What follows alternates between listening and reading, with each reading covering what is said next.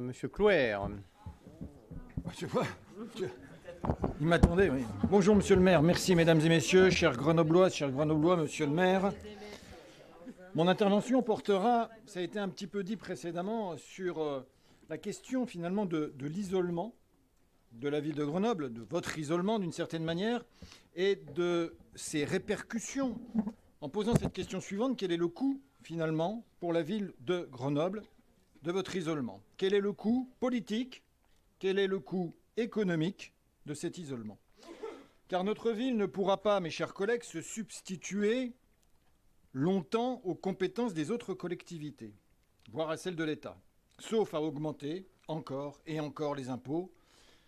Ce que j'appellerais confinement institutionnel dans lequel se retrouve aujourd'hui Grenoble est une impasse, et on le sait tous, qui a des conséquences budgétaires en recettes, avec l'augmentation de la taxe foncière et par conséquent des conséquences financières en dépenses. Chers collègues, il ne se passe plus un jour durant lequel on n'entend pas parler depuis quelques semaines, quelques mois, quelques années bientôt de Grenoble Habitat.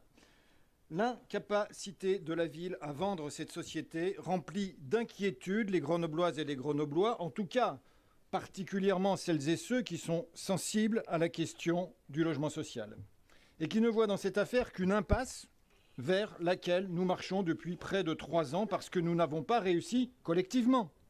Nous n'avons pas réussi à nous entendre avec la métro.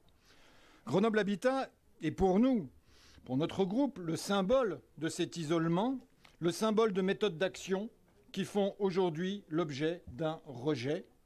C'est un constat, mes chers collègues, c'est une observation. Et au-delà de ce symbole, je voudrais expliquer le contexte de cet isolement aux Grenobloises et aux Grenoblois, le contexte qui a un impact direct sur le budget de la ville. En 2021, 11,5 millions d'euros sont inscrits en recettes, ça a été dit, de cession de la compagnie de chauffage intercommunale de l'agglomération grenobloise. Pas réalisé. Nous avons dû recourir à un emprunt de 10 millions d'euros. En 2022, 17 millions d'euros de recettes sont inscrits dans le cadre de la cession de Grenoble Habitat, pas réalisé. En 2023, constat encore, 37 millions d'euros inscrits toujours dans le cadre d'une cession de Grenoble Habitat, pas réalisé non plus. Il a fallu recourir à un nouvel emprunt d'équilibre, portant le total de l'emprunt sur 2023 à 45,8 millions d'euros. 45,8 millions d'euros. Généralement, monsieur le maire, quand une ville emprunte et s'endette autant, c'est qu'elle mène une politique de grande ampleur, c'est-à-dire une politique qui a pour objectif de changer le quotidien à court, moyen et long terme de ses habitants, une politique de grands projets. Je pense à ce qu'ont fait d'autres maires avant, je pense à Mistral qui dessine avec l'exposition universelle de 1925 ce que deviendra Grenoble au XXe siècle. Université, recherche, technologie, qui a permis de casser les remparts qui nous isolaient vis-à-vis de la métropole. Je pense aussi à Dubedou et l'ensemble des projets qu'il a réalisés, mais je pense aussi à d'autres maires. Mais ici, maintenant, aujourd'hui, on s'endette pour rien. Ces emprunts n'ont pas servi à accélérer les investissements, à accélérer les transitions, mais on a affaire en quelque sorte à une espèce de boulet fiscal qui sera, d'une certaine manière, moi je le crois, le symbole de ce deuxième mandat.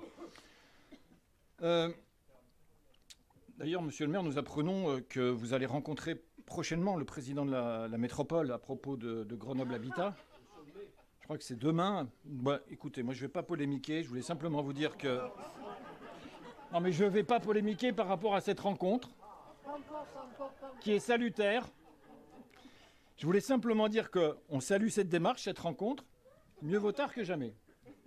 J'espère, monsieur le maire, que cette rencontre qui a lieu demain matin, ou demain dans la journée, je ne sais pas, permettra d'aboutir, en tout cas pour Grenoble et pour la métropole, comme on l'a dit en conseil métropolitain, à une entente qui nous permettra de réaliser la vente de Grenoble Habitat dans des bonnes conditions, évidemment pour Grenoble, mais aussi pour le territoire. L'endettement successif de la ville n'est donc pas du tout lié à des mesures que vous auriez mis en place pour le territoire, comme on vient de le montrer. Il est la conséquence d'un certain isolement qui s'est construit progressivement à partir de de 2020, on va dire. Et cette situation vous amène, d'une certaine manière, comme le disait Hakim Sabri dans la presse il y a quelques jours, à user du en même temps. Augmenter de 44 millions d'euros le budget de la ville par la hausse de la taxe foncière et en même temps emprunter à hauteur de 47 millions d'euros et ainsi augmenter la dette de la ville. Combien de ressources financières auraient été possibles sans cet isolement? Combien, par des mutualisations avec la métropole, il aurait été possible? Combien, par des politiques véritablement de transfert de compétences à la métropole sur des équipements qui sont d'intérêt métropolitain, mes chers collègues, et qu'on connaît, je ne vais pas les citer. Oui, clecter, mais la clecte nous permet aussi de sortir des futurs investissements qui vont porter sur ces équipements. Je voudrais citer l'exemple de l'ESAD, École supérieure d'art et de design de Grenoble, qui a été effectivement clectée, puisqu'on m'interrompt là-dessus, qui a été transférée à la métropole et qui fait aujourd'hui l'objet d'un investissement de la part de la métropole de 10 millions d'euros. Eh bien, c'est 10 millions de moins que la ville de Grenoble a à mettre sur ce type d'équipement. Donc, à moyen terme, la question du transfert est une question qui nous permet de faire des économies. Parce qu'elle nous évite d'investir sur les prochains équipements, même si effectivement le poids de cet équipement en fonctionnement pèse par rapport à la question de la clecte, bien entendu. Mais il va peser relativement. Je rappelle ce qui s'est passé sur la MC2, où ce n'est pas 100% du fonctionnement de cet investissement qui a fait partie des négociations. C'est beaucoup moins. Alors, on a trois passages.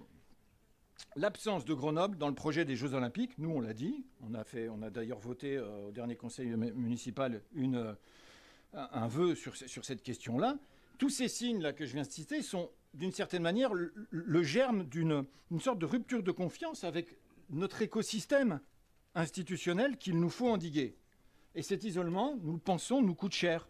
Or, nous venons de le démontrer, mes collègues sont intervenus avant, il y a une alternative.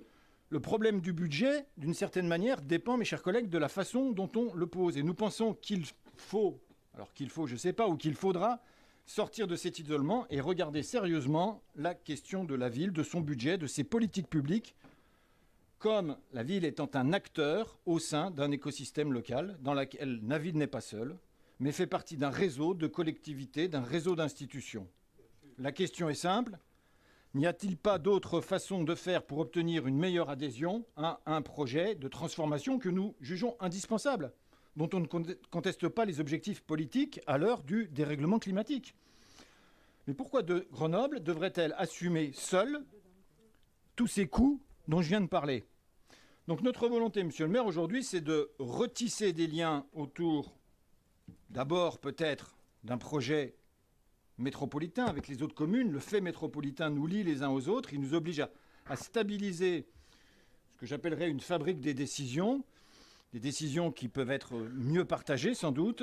Et il nous faut rebâtir la confiance pour se donner à terme des marges de manœuvre budgétaires sans augmenter les impôts, voire en les diminuant, comme mon collègue président de groupe va le proposer dans quelques instants. Merci, monsieur le maire.